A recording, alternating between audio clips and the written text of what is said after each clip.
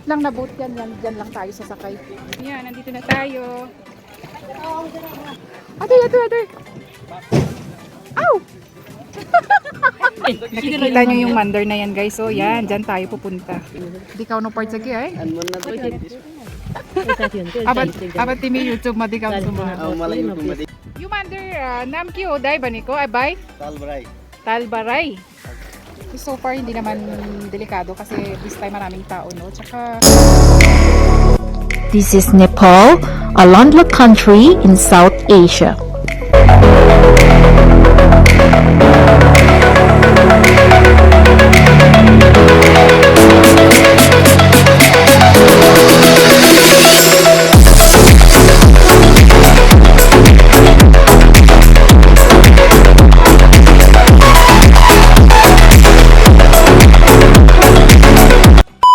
so ayan guys, so maraming nagbo-boat. Oh, didi आले और जानु Ta. अगाडि Ita agadi. Ate. Ow! Ayan guys, nakikita nyo. Nakikita nyo yung mandar na yan guys. So yan, dyan tayo pupunta. So ayan guys, magandang araw sa inyong lahat dyan, mga ka-artista. O diba, baka sabihin na naman ng ating buzzer dyan, ang yabang talaga ng vlogger na to, feeling artista. Abay, mag-vlog ka na rin Inday para maging feeling artista ka na rin dahil libre lang naman ang feeling, diba? Masyado tong basher ko. Lagi akong napupuna sa aking YouTube. Oh my goodness. So, ayun na nga guys, no, dahil nandito na ako, so hindi pwede na hindi ko babanggitin sa inyo ang pangalan ng lake na ito dahil I'm sure may mga nag-aabang na maritis dyan sa vlog ko at magko-comment na naman sa video na ito. Bakit walang dagat sa Nepal? Abay, mag-research ka Inday dahil ang Nepal is a landlocked country. Siyempre naman guys, landlocked country ang Nepal. So, what do you expect? Napapaligiran ba kami ng Pacific Ocean? Siyempre naman napapaligiran kami ng mga mountains. Kaloka talaga. O, saan ka ba nakakita ng landlocked country tapos maghahanap kayo ng dagat? So, ang pangalan ng lake na ito guys is known as Phewa Lake and this is one of the largest lake dito sa Pokhara City. At syempre naman para makumpleto yung aking vlog, talagang nag-google ako para naman to complete the description of this video. O, diba? So, it is one of the major tourist attraction of Pokhara City. And of course, the north shore of the lake has developed into a tourist district commonly called as Lakeside. So, bali ang lake na ito ay covered na siya ng lakeside talaga. At syempre naman guys, alam ko magtataka kayo kung bakit ito tinawag na tourist attraction. It is mainly because dahil sa center of this lake ay makikita ang isang mandir o yung tinatawag nilang simbahan ng mga Hindus. So ngayon kapag may mga event, may mga occasion, pinupuntahan ito ng mga tourist para makita ang mandir sa gitna.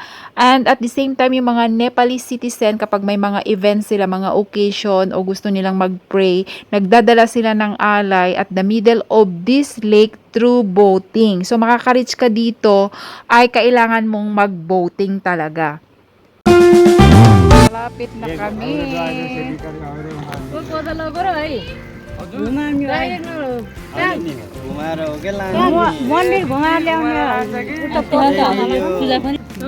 मेरो mobile fold भने कताम्बयो है देखाउनु पर्छ कि है अब तिमी युट्युबमा देखाउँछु म यहाँ maraming mga boating guys. So अब कहाँ जाने हामी? अब मन्दिरमा जाने मन्दिर घुम्ने अनि त्यहाँपछि फर्किने I see. Ani how many minutes hunsa? Pwede pala kami guys dito mag ano sa mandir, roaming around. Ow! Oh my god. Abi. Ah! A few moments later.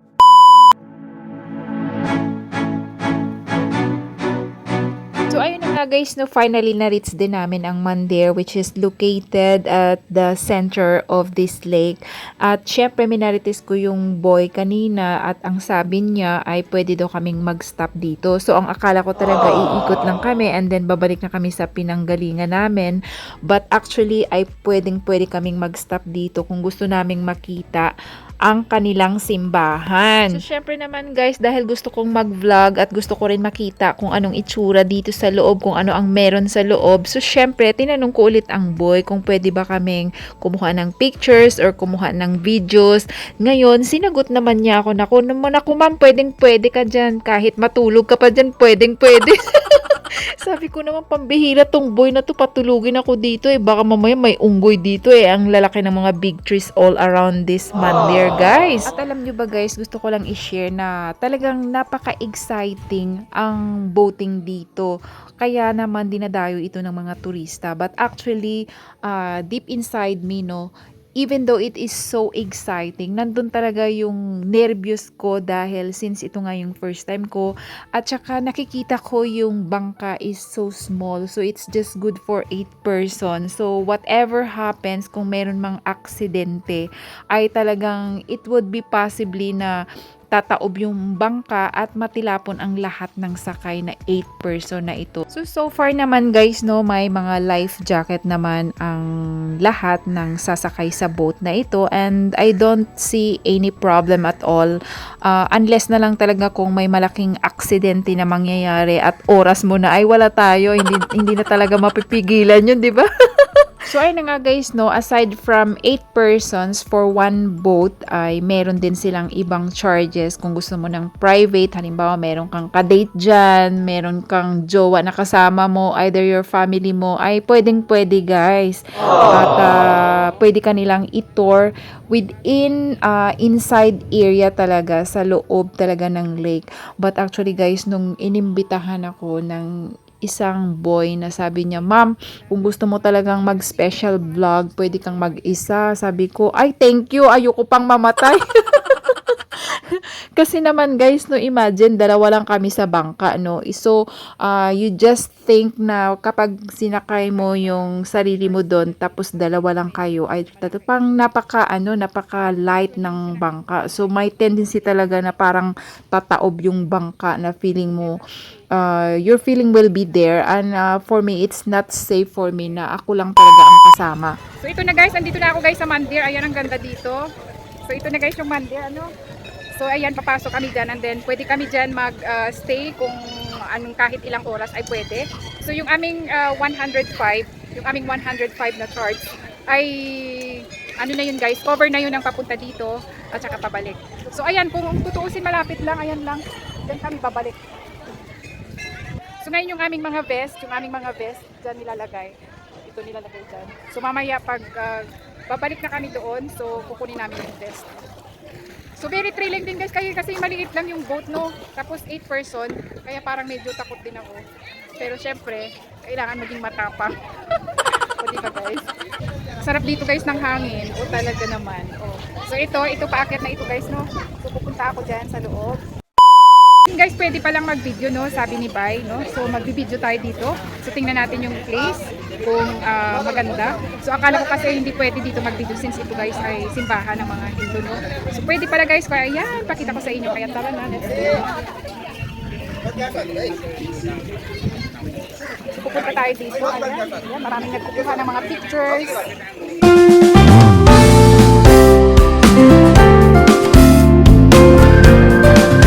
Guys, no, at na-discover ko at napakasimple lang talaga sa loob. So wala namang masyadong makikita dito sa loob aside from maliit na temple kung saan sila nagpipray or nagbibigay ng alay. And then at the same time, meron din sila ditong mga souvenirs. Halimbawa pag pumunta ang tourist, meron ditong picture booth kung gusto mo magpa-picture dito sa lake, no? And then ito may mga souvenirs sila like necklaces, cultural necklaces or ano pang mga ibang accessories at meron din sila ditong ito as nakikita ninyo may maliit silang temple. So far naman guys hindi naman tao dito kapag ordinary day except Saturday and Sundays dahil syempre expected mo na maraming pumupunta talaga ng mga tourist dito during that holiday. And of course kapag tapos na yung ikot-ikot dito sa mandir ay anytime naman pwede mo nang kuhanin yung vest mo sa counter and you can go back to your boat dahil cover naman ng back and forth yung 105 rupees na ibabayad mo dito. So mag-stay lang ako dito guys ng mga for few minutes. Ayan, pabalik na kami guys. Pabalik na kami. So medyo ilan na kami ngayon dito? 3, 4, 5, 6. 4, 5, 6. Bali 7 kami guys kasama itong ano the drive sa amin. Best experience. So sa tinagal-tagal ko na dito, ito yung first time kong mag-ride dito. Talagang nilakas ako ng loob para lang may pakita ko sa inyo kung gaano kaganda dito. Gaano kaganda yung place. So ayan, malapit na kami.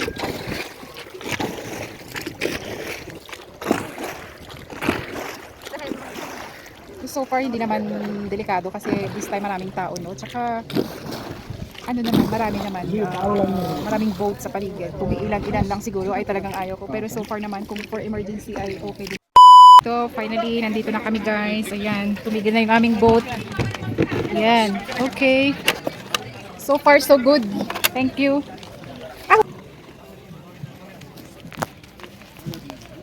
So ito guys, babalik na natin yung ating best. Ayan, yung ating best. So far, so good. Best experience. So, na-enjoy ng lola ninyo ang kanyang ride.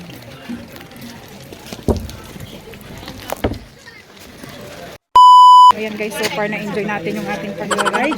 So, ngayon medyo gutom na. It's 12 o'clock na dito sa Nepal. So, dyan tayo kanina pumunta. So, ngayon maghanap tayo guys ng place na makakain muna tayo. At gutom na ang lola ninyo. Hindi ko talaga akalain na makasakay ako guys kasi Diyos ko sa tinagal ko dito. Ay ngayon lang ako naglakas ng loob. Kasi matatakotin ako sa mga ganyan lalo na yung boat guys at tingnan nyo ang liliit. So ito yung highway no. Ay ito yung way sa harap to guys ng ano ng Tivoli. Ito. Marami ka dito makikita mga souvenirs. Ayan, gaganda, ang daming tao dito. So marami din dito mga street foods. May tinda sila ditong fruits. So kain muna tayo guys saglit ng fruits. Tikman natin yung kanilang fruits. Okay. Ikchinay, bye. So I need to pay 100 rupiah, bye. 100 rupiah. Ito kain muna tayo guys ng fruits ano. So ito may mga space dito tayo mag upo-upo. So medyo mainit dito, pwede rin may upuan dito pero medyo mainit. So I think we have to go that place. Yan, kain muna tayo ng fruits guys. Actually gutom na ako. Yan. So ito harap dito guys yan. Yan, maraming dumadaan dito. Ayan. Ayan tayo guys ha. Bago tayo mag-lunch, try muna natin dito yung fruits nila. Kasi mga fresh fruits dito.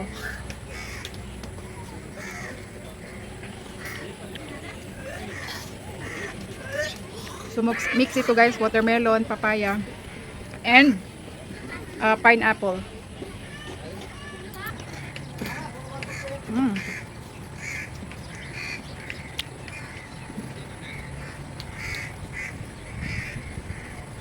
Actually guys, pag dito na holiday, mga Saturday, Sunday, marami talaga ditong tao.